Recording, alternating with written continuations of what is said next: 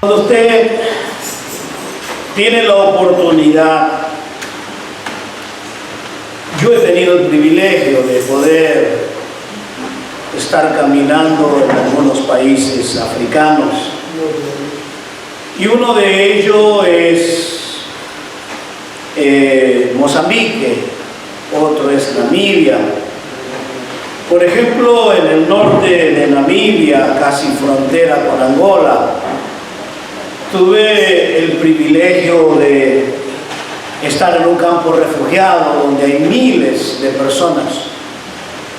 Yo ya lo he comentado esto, pero hay miles de personas de diferentes países que escaparon de la guerra, del África, por ejemplo, Nigeria, Mozambique, Angola, estaban todos ahí, miles de personas, es inmenso. Es un vasto campo desértico, totalmente desértico. Y están ahí, ellos no pueden salir de ahí, la policía está resguardando ese campo refugiado. Y usted encuentra una canilla con agua a muchos kilómetros, no hay agua, no, es muy escasa el agua. En Namibia es tremendamente escasa el agua.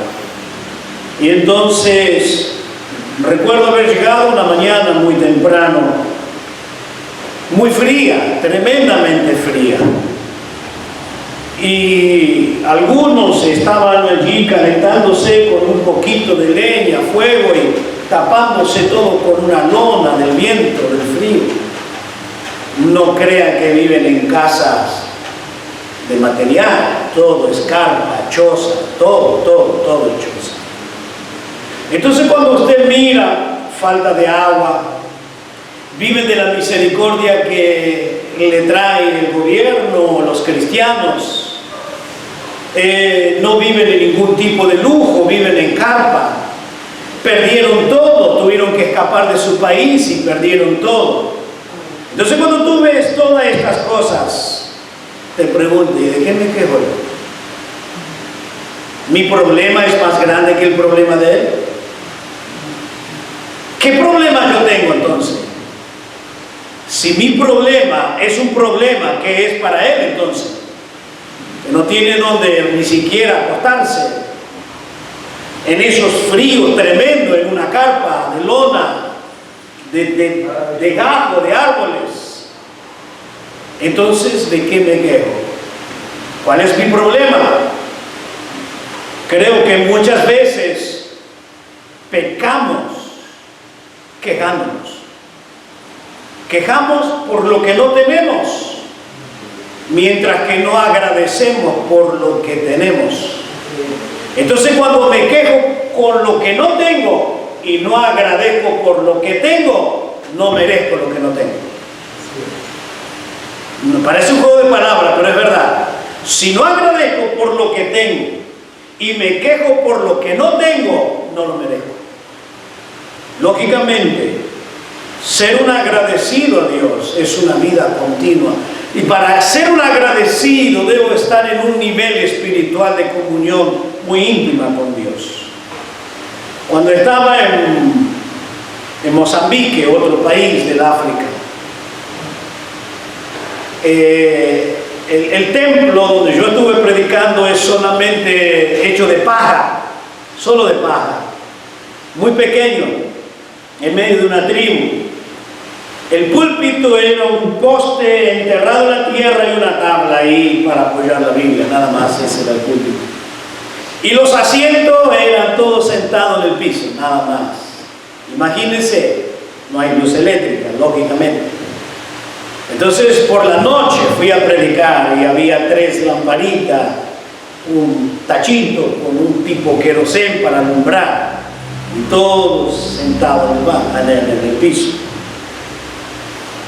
Y cuando el misionero me dice, vamos a comprar madera para terminar, porque estábamos terminando el templo. Y cuando estábamos, y ahí veía las maderas, bueno, aquel que conoce un poco de misiones sabe que esto es cáscara de pino. Y la cáscara del pino ni se vende, se quema. Pero ellos compraban. Ellos vendían y compraban la cáscara de pino.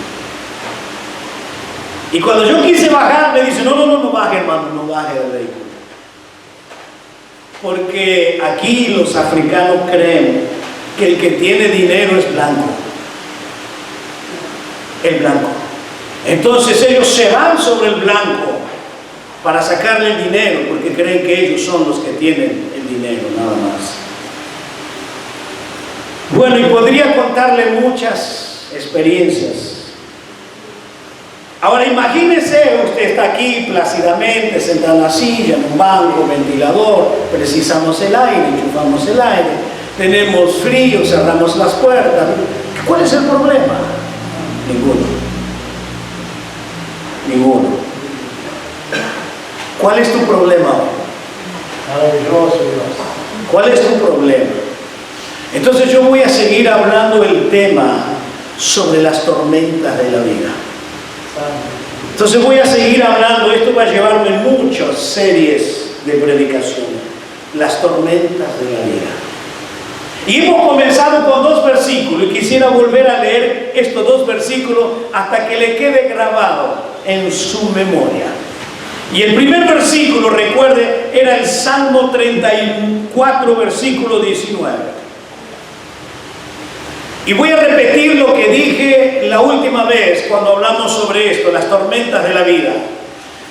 A pesar que hoy tú estás bien, te va bien, no tienes problema, gloria a Dios, pero un día va a cambiar la situación.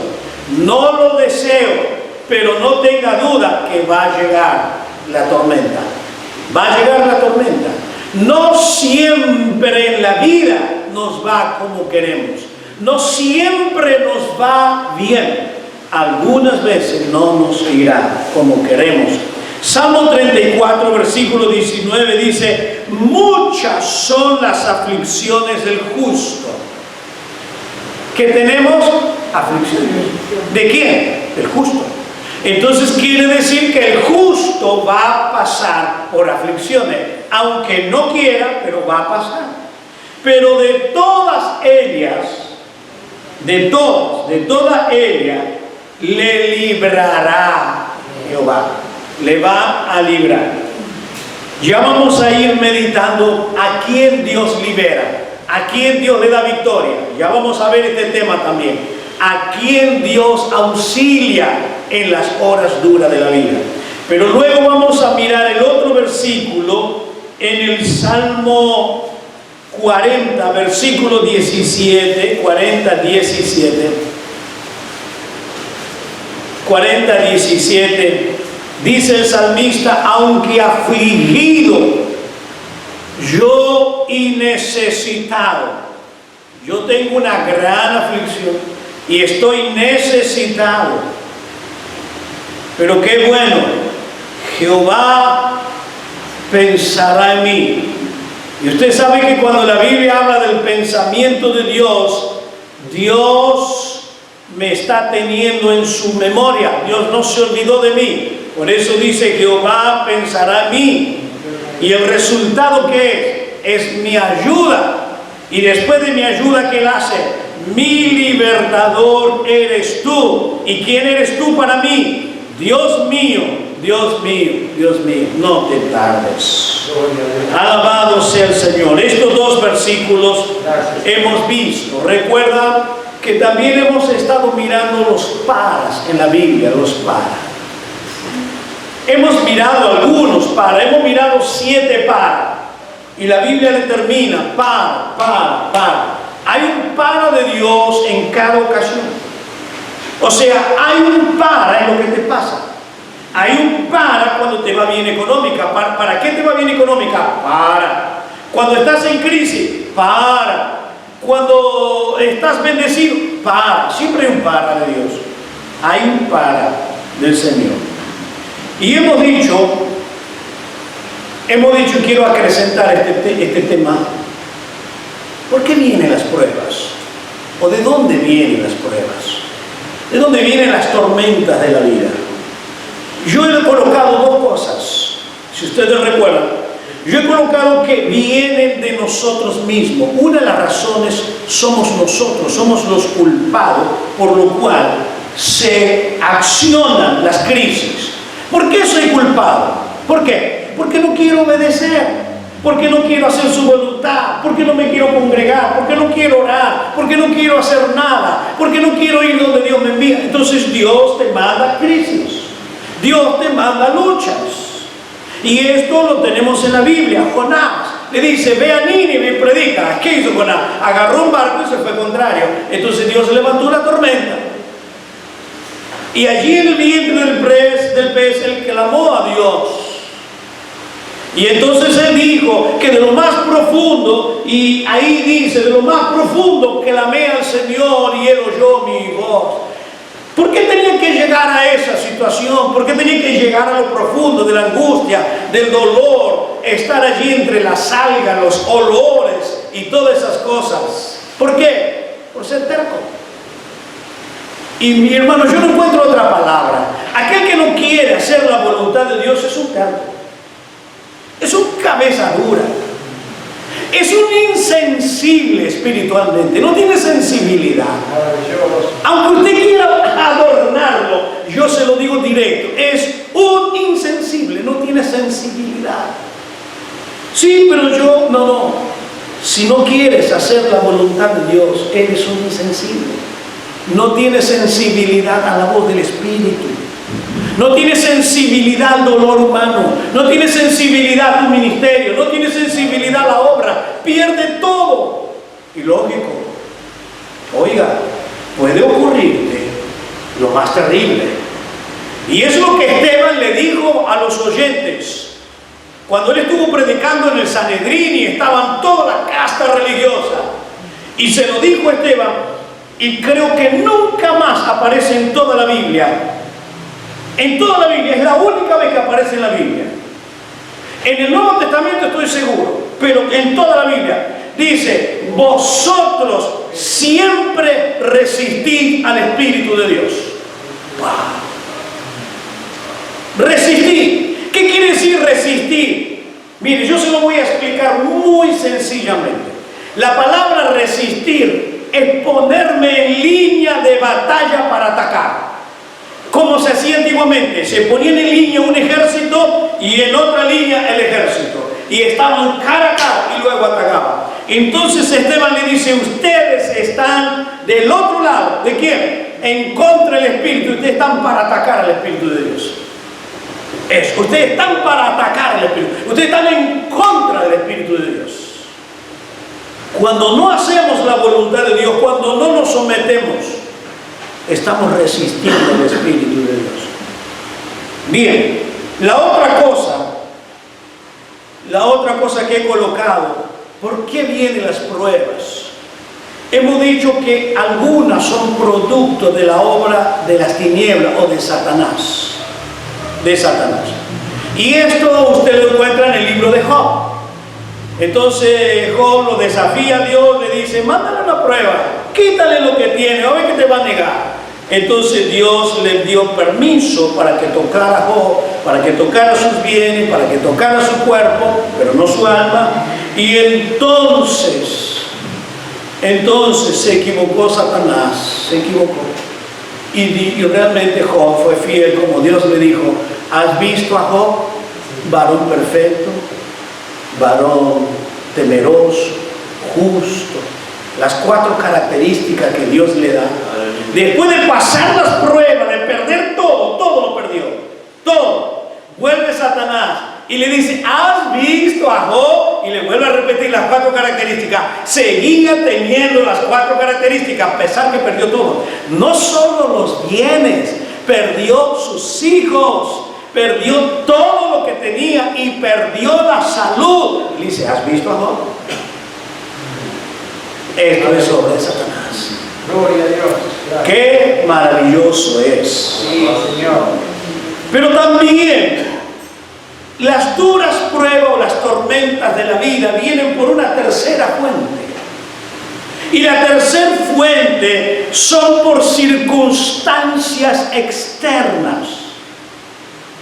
Circunstancias externas. Y cuando digo circunstancias externas, yo no la provoco. El diablo no la provoca. Hay personas que la provocan. Hay personas, hay hermanos, hay amigos, hay vecinos, quien provoca que tú pases esas horas duras. Y eso lo tenemos en el libro de Génesis, en el capítulo 37, cuando vendieron a José sus hermanos. Y allí comenzó una durísima, pero durísima preparación de José, dificultades, y no fue poco, fue 13 años. 13 años. Pero provocada ¿por quién? Por sus hermanos.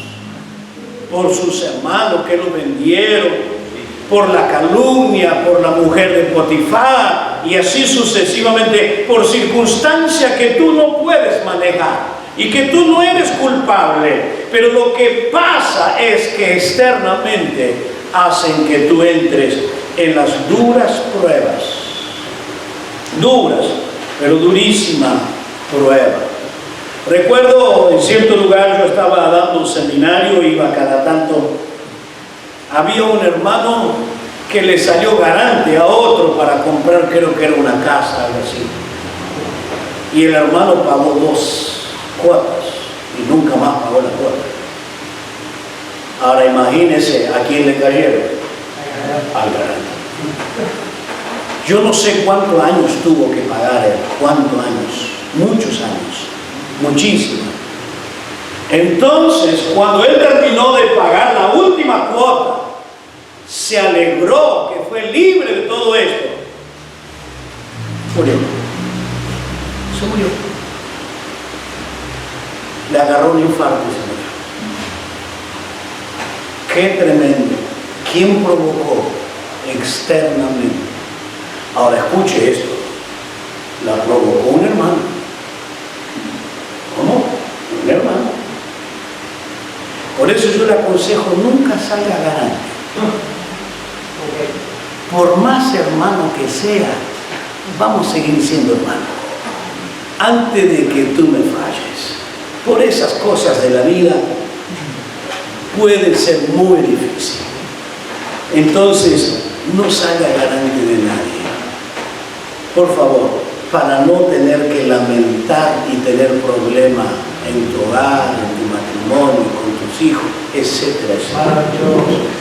Entonces son provocadas por los externas, por las circunstancias.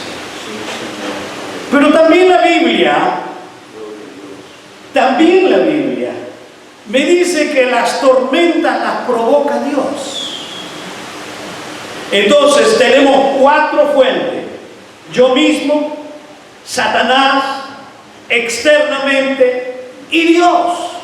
Y yo le pido que abra su Biblia en Deuteronomio, en el capítulo 8, en Deuteronomio capítulo 8. Gracias, Señor. Vamos a leer del versículo 2 al 4. Cuando usted lee la Biblia o la biografía en la Biblia de muchos hombres de Dios, podemos hablar de un Jeremías. ¿Quién provocó las luchas de Jeremías? Externamente. Las luchas de David, externamente, no fue culpable. Las luchas de Elías, externamente. Usted ve que la gran mayoría de las pruebas de los líderes en el pasado fueron provocadas por circunstancias externas. Por circunstancias externas. Pero miren cuando Dios permite. En el capítulo 8, versículo 2 dice: y te acordarás de todo el camino. No te olvides, acordate de todo el camino. ¿Y de qué camino? ¿Cuál es el camino? Por donde te ha traído Jehová tu Dios. ¿Quién lo trajo? ¿Quién dirigió el camino? ¿Quién fue? Oiga, entonces fue Dios quien lo dirigió por ese camino. Para un momentito aquí para darle un ejemplo. Muchas veces Dios dirige nuestros caminos y nos hace encontrar con duras luchas. Y les voy a dar dos ejemplos aparte de este.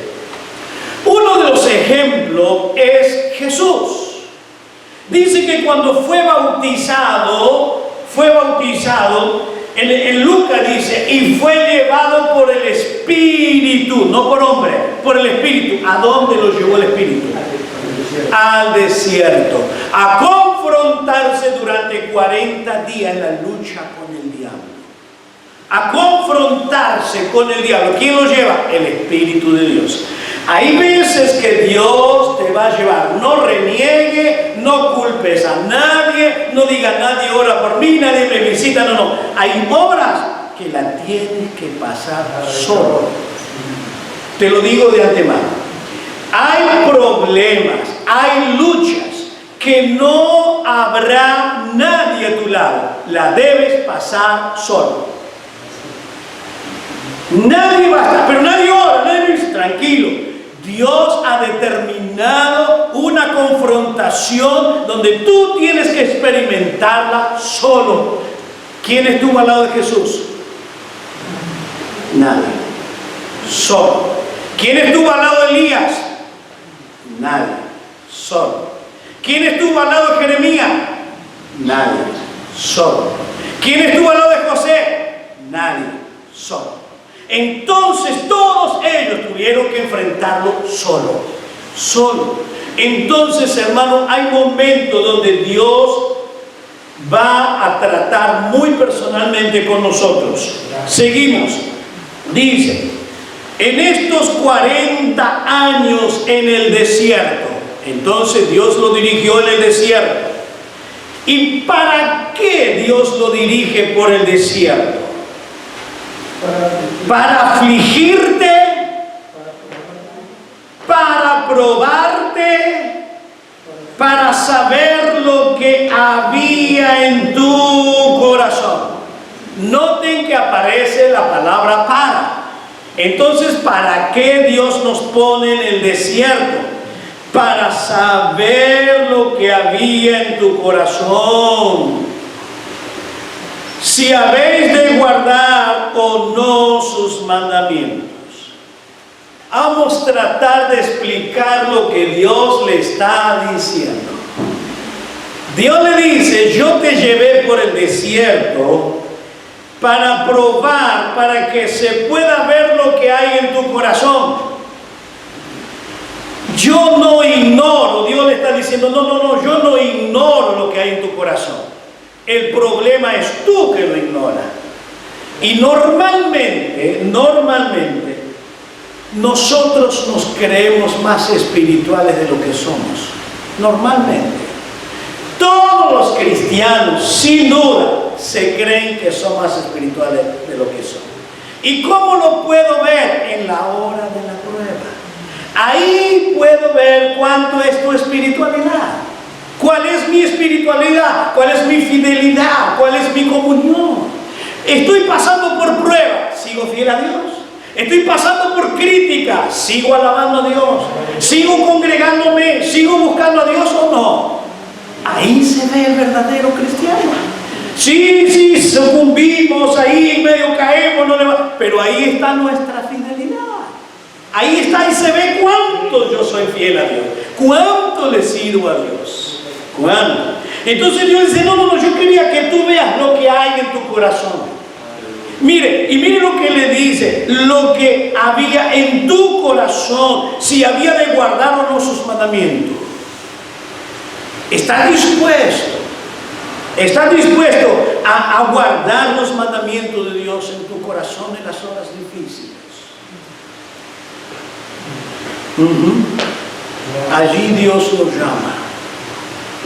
Ahí Dios hace que salga a luz todo lo que realmente yo soy. Pero ¿por qué Dios permite esas pruebas? Para que tú te puedas ver quién eres. Porque muchas veces nos creemos, y te voy a dar un ejemplo. Pedro se creía muy espiritual.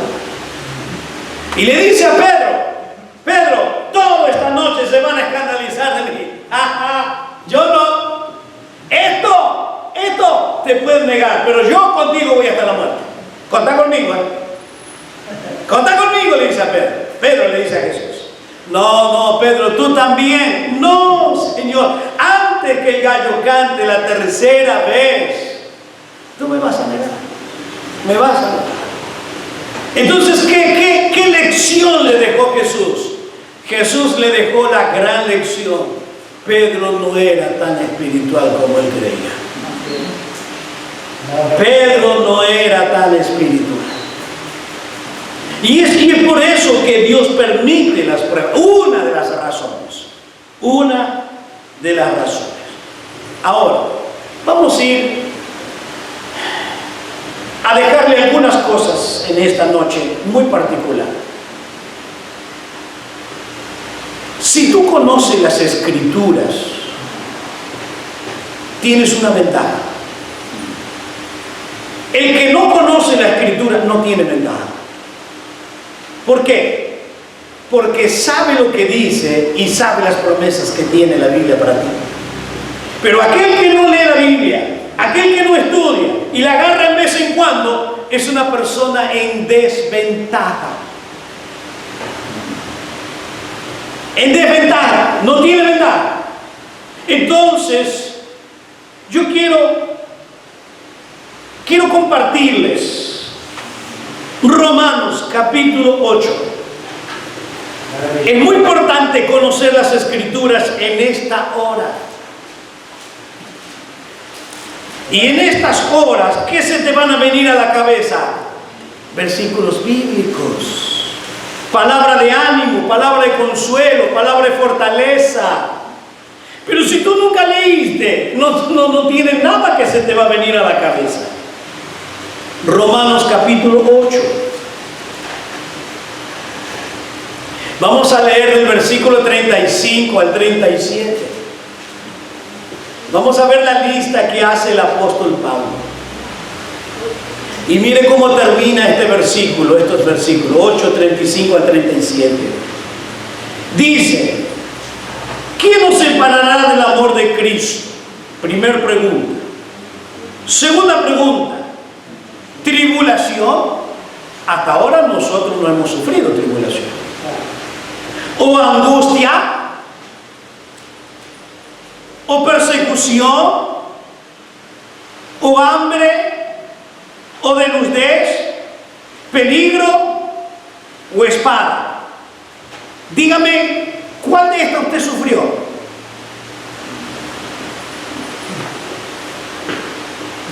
¿Cuál de estas usted sufrió?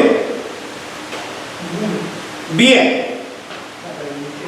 Entonces, mire lo que dice Pablo. Como está escrito, esto es tremendo, por causa de ti, por la causa del Señor, somos muertos todo el tiempo.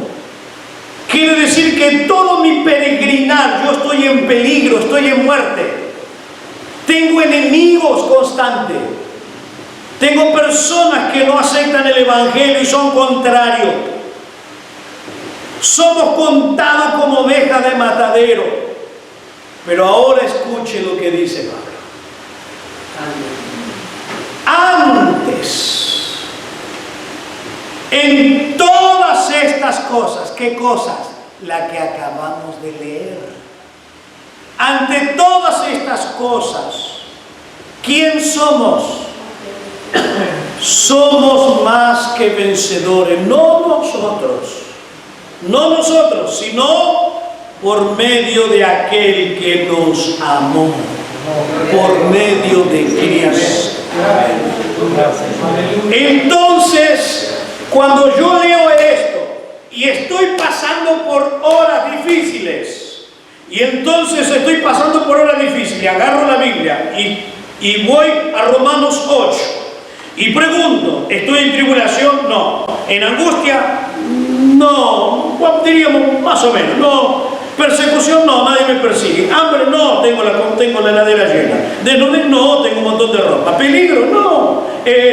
¿La muerte? No. Es nada. Y entonces, ¿cuál es mi problema? ¿Cuál es tu problema?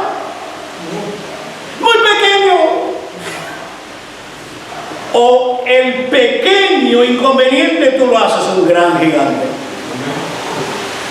Siempre recuerdo lo que contaba Milton Popper, cómo se convirtió el tío Moon, el tío Moon. Claro, su esposa iba a la iglesia, todo, pero él no iba, el tío Moon no iba, él no iba. Pero él siempre ahí fumando y quedado en su sillón. Y como la iglesia estaba cerca, escuchaba cómo cantaban y todo, pero el tío Moon no quería saber nada. Pero una noche muy oscura, él comienza a sentir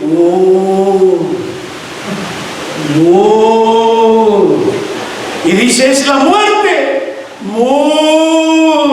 ¿Sabe cómo salió corriendo a la iglesia y se convirtió? Se convirtió, es la muerte. ¿Pero qué era? La vaca había metido la cabeza en una horqueta y decía ¡mu! ¡mu! Pero eso le sirvió para que se convirtiera. Se convirtió por la vaca y permaneció fiel. Gracias a Dios, porque Dios elige a quien Él quiere. No hubo predicador, pero fue la vaca una gran predicadora para que el tío Moon se convirtiera. Gracias a Dios. Dios tiene sus caminos. ¿Cuántas cosas podría contarle de cosas insólitas que Dios usa para convertir? Pero hermano, gracias Señor, dígame, si no somos flojos espiritualmente, somos flojos, ¿por qué no tenemos nada de esto? Y creemos que ya estamos en una gran tormenta, nos hundimos, nos morimos, ya no sé qué, no. Esto lo haces tú. Gracias, Señor. Entonces, ahí está la ventaja de conocer las Escrituras. Ahí está la ventaja. Pero aquel que no conoce este texto, ¿quién va a decir soy más que vencedor? No la conoce. Pero vamos a otro texto. Pero no solamente el que conoce las Escrituras, sino también el que tiene prioridades. Antes de buscar el texto, ¿cuál es tu prioridad? Piensa, no me diga la iglesia, el Señor, no comete error. ¿Cuál es tu prioridad? ¿Cuál es tu primera cosa importante? Tú puedes decirme algo, pero los hechos muestran cuál es tu prioridad. Los hechos. No lo que decimos, sino los hechos. La prioridad se ve en los hechos. Ahora, ¿cuál es tu prioridad? Acuérdate, yo voy a dejarte tres cosas. Una, conocer la Escritura es una ventaja. Dos, prioridad. ¿Cuál es la prioridad? Entonces vamos a ir al libro de los Hechos de los Apóstoles. Gracias. Vamos a ver cuál es mi prioridad en las horas de las tormentas. En la hora de la tormenta. Hechos 20. Hechos de los Apóstoles, capítulo 20. Versículo 22. Vamos a ver cuál es nuestra prioridad. 20:22. Ahora aquí ligado yo en el Espíritu, voy a Jerusalén sin saber lo que me ha de acontecer. Yo no tengo ni idea de lo que me va a ocurrir. Pero hay algo que me están diciendo los profetas. Versículo 23. Salvo que el Espíritu Santo por todas las ciudades me da testimonio diciendo que me esperan tormentas. Me esperan prisiones y tribulaciones. ¿Quién de ustedes estuvo preso por Cristo? ¿Quién tuvo tribulación? Ninguno. Ahora, ¿cuál es la prioridad de Pablo? ¿Cuál era la prioridad de Pablo? Versículo 24. ¿Cuál es su prioridad? Pero de ninguna cosa hago caso. Esto es verdaderamente vivir en el Espíritu. De ninguna cosa hago caso. Ni estimo preciosa mi vida para mí mismo. Yo siempre, cada vez que leo este texto, explico que cuando él dice ni estimo mi vida, estimo mi vida, no vale una letra. no vale nada, no tiene ningún valor. Pero para Pablo, ¿cuál era el valor? ¿La vida o el ministerio? ¿Cuál era el valor de Pablo? Mire lo que era para Pablo: con tal que acabe mi carrera con gozo y el ministerio que recibí del Señor Jesús. ¿Qué era lo que valía más, la vida o el ministerio? Ahí está. Los que realmente valoran, honran y viven para el ministerio, estos van a poder triunfar en las horas difíciles. Van a triunfar. Entonces, ¿quiénes son los que ganan una gran ventaja? Los que conocen la palabra. ¿Quiénes son los que pueden triunfar en la hora de prueba? Los que tienen en alto valor su ministerio. Lo honran, lo aman, se dedican, se esfuerzan, tienen un ministerio, con tal que acabe mi carrera con gozo. Esto es, lo que me pasa a mí no tiene ningún valor. Y quiero dejarle la tercera y la última. Y al fin y al cabo, ¿para qué Dios nos pone en prueba? ¿Para qué al final y al cabo Dios nos pone en prueba? Vamos a ir a 1 de Pedro, capítulo 5, versículo 10. ¿Para qué Dios nos pone en prueba? ¿Para qué vienen las tormentas? Y lo único que veo son oscuridad, nube. No veo una salida, no veo una luz. ¿Para qué Dios permite todo esto? ¿Será que Dios es un tirano o tiene un propósito? ¿Es un tirano Dios o tiene un propósito? 1 de Pedro 5:10 dice lo siguiente: mas el Dios de toda gracia, mire cómo lo califica, es el Dios de toda gracia, que nos llamó a su gloria eterna en Jesucristo, después que hayas padecido. Paramos ahí. Quiero que usted note las tres cosas aquí importantes. Primero, ¿cómo lo califica Dios? El Dios de toda gracia. Este Dios de toda gracia me llamó. ¿Cuántos años hace cuando te convertiste? ¿Hace mucho o poco años? Dios te llamó. Ahora, este es uno. Dios te llamó. ¿Para qué te llamó? Para su gloria eterna, futuro. Entonces, me está hablando del pasado y del futuro. Me llamó, pasado. Eterna gloria, futuro. A futuro. ¿Y qué tengo que hacer en el presente? ¿Qué es lo que Dios preparó en el presente? Aquí viene: que hayas padecido un poco de tiempo, el mismo. Aquí están las 4 razones de la prueba. Primero, perfeccione. Segundo, afirme. Tercero, fortalezca y establezca. Las 4 prioridades de las pruebas. Bien, yo quiero darle las definiciones en el texto griego. La palabra que dice aquí, perfeccione, y esa palabra es catartizo. Catartizo. Esto quiere decir hacerlo completo, que no le falte nada. Entonces, ¿qué hacen las pruebas? Es que me llevan a que yo madure, que sea perfecto. ¿Quién de ustedes quiere ser perfecto? Capaz que no, ¿no? Entonces, para llegar a ser perfecto, tienes que pasar por las pruebas, por las tormentas. Por eso esa palabra perfeccione es catartizo, hacerlo completo, perfeccionarlo.